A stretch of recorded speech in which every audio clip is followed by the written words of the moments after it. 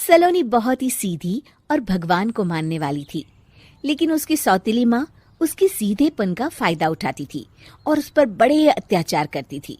जरा सी चूक हो जाने पर उसकी खूब पिटाई करती। अरे सुनते हो, कोई लूला लंगड़ा देख इसकी शादी तय करो और इसे इस घर से बाहर का रास्ता दिखाओ। सलोनी के पिता जानते थे कि मीना एक चांडाल औरत है, इसलिए वो एक अच्छा घर देख सलोनी की शादी कर देते हैं। लेकिन वहां भी सलोनी से जलने वालों की कमी नहीं थी। सलोनी की ननद निकिता उसे बिल्कुल पसंद नहीं करती थी। सलोनी, बात तो सुनो जरा। जी कहिए। आज शाम को मेरे बॉस खाने पर आ रहे हैं। ध्यान रहे उनकी खातिरदारी में किसी प्रकार की कोई कमी नहीं होनी चाहिए। जी आपने कह दिया, बिल्कुल वैसा ही होगा। शाम को सलोनी जैसे ही गैस पर खाना चढ़ाकर वहां से जाती है अभी इसके खाने का स्वाद बढ़ाती हूँ। निकिता गैस की आंच तेज कर देती है। थोड़ी देर में देखते ही देखते सारा खाना जल जाता है और पूरे रसोई घर में चारों तरफ धुआं फैल जाता है। अब आएगा मजा। माँ जल्दी आओ, यहाँ देखो सलोनी ने किचन में आग लगा दी। अरे तेरा सत्यानाश हो, कल मुही तूने ये क्या कर दिया? सलोनी की सास उसे बहुत डांट फटकार लगाती है। तभी मोहन अपने बॉस के साथ घर में प्रवेश करता है। अरे भाई मोहन, ये क्या तुम्हारे घर का क्या हाल हो रखा है? लगता है खाना जल गया है। चलो खाने का प्रोग्राम कैंसिल करो, मैं अपने घर जाके खा लूंगा। सर दरअसल सर मुझे माफ कर दीजिए। अरे कोई बात नहीं, घरों में ये छोटी मोटी बातें होती रहती है।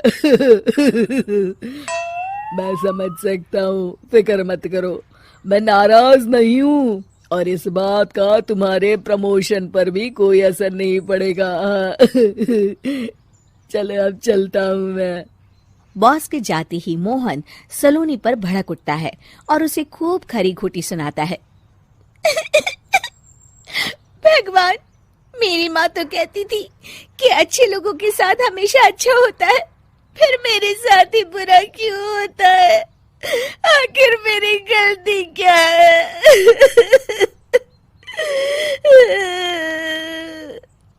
तभी आकाशवाणी होती है। बेटी, अब तुम्हें कोई दुख नहीं दे पाएगा। तुम्हारा बुरा सोचने वाले के मन की सारी बातें तुम पहले ही जान जाओगी। अगले दिन सलोनी निकिता को चाय देने उसके कमरे में जाती है। तब निकिता के मन में कुछ बातें चल रही थी। कल तो मैंने सिर्फ खाना जलाया था, अब तू देखती जा सलोनी, तेरा इस घर में जीना हराम कर दूंगी। अच्छा, तो ये बात है, अब इसे सबक सिखाना ही पड़ेगा। कुछ दिनों के बाद, सलोनी, मेरे कपड़े जल्दी से प्रेस कर दो, ऑफिस के लिए देर हो रही है। सलोनी मोहन के कपड़ों के पास प्रेस गर्म होने के लिए रख देती है और अपने कमरे में चली जाती है।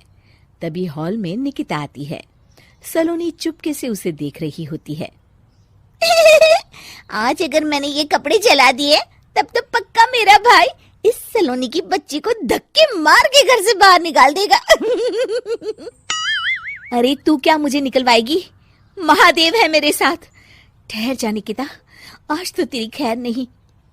सलोनी अपने पति मोहन को बुला लाती है और निकिता की सारी करतूत दिखाने लगती है। निकिता गर्म प्रेस मोहन के कपड़ों पर रखकर अपने कमरे में चली जाती है। मेरी बहन इतनी बड़ी चालबाज निकलेगी, मैंने तो सोचा ही नहीं था। मुझे माफ कर दो सलोनी, मैं तुम्हें गलत समझ रहा था। मोहन निकिता को बुलाकर उसे खूब डांट फटकार लगाता है। उस दिन के बाद से सलोनी की जिंदगी पूरी तरह बदल जाती है। सलोनी हर किसी के मन की बात सुन लेती थी। दूसरी तरफ निकिता का कोई भी दांव सलोनी पर नहीं चलता था और आखिरकार वो भी सलोनी के आगे घुटने टेक देती है। फिर एक दिन सलोनी की सास की सहेली ममता अपनी बहू कविता के साथ वहां आती है। कविता मन ही मन कहती है, अरे ये बुढ़िया पागल है जो मुझे यहाँ लेके आ गई। कहाँ मैं अपनी किटी पार्टी छोड़ के इसके साथ यहाँ मरने आ गई। पता नहीं कब तक इसे झेलना पड़ेगा। अरे ये जल्दी मरे और इसकी सारी जायदाद मेरे नाम हो जाए। सलोनी कविता की सारी बातें सुन लेती है।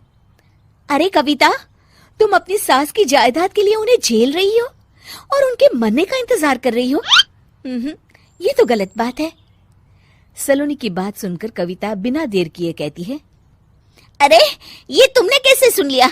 ये सारी बातें तो मैं अपने मन से बोल रही थी। तुमने कैसे सुन लिया?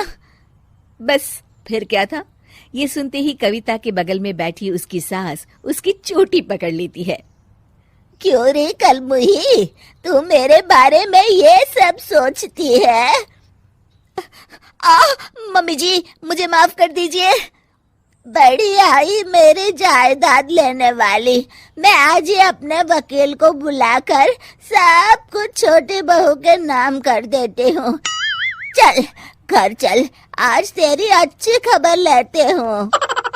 इस तरह सलोनी लोगों के मन की बातें सुन लेती थी, लेकिन धीरे धीरे सलोनी को एहसास होता है कि उसके आसपास के सारे लोग एक दिखावे की जिंदगी जीते हैं और सब एक दूसरे के बारे में बुरा ही सोचते हैं। हे भगवान, दुनिया में कैसे लोग हैं? सबके मन छल कपट से भरे हैं। मैं तो लोगों के मन की बातें सुन सुनकर तंग आ चुकी हूँ। मैं अपनी जिंदगी में अब बहुत खुश हूँ। अब आप मुझसे ये शक्ति वापस ले लीजिए भगवान। इस तरह भगवान सलोनी को दी हुई शक्ति वापस ले लेते हैं और सलोनी एक आम जिंदगी जीने लगती है।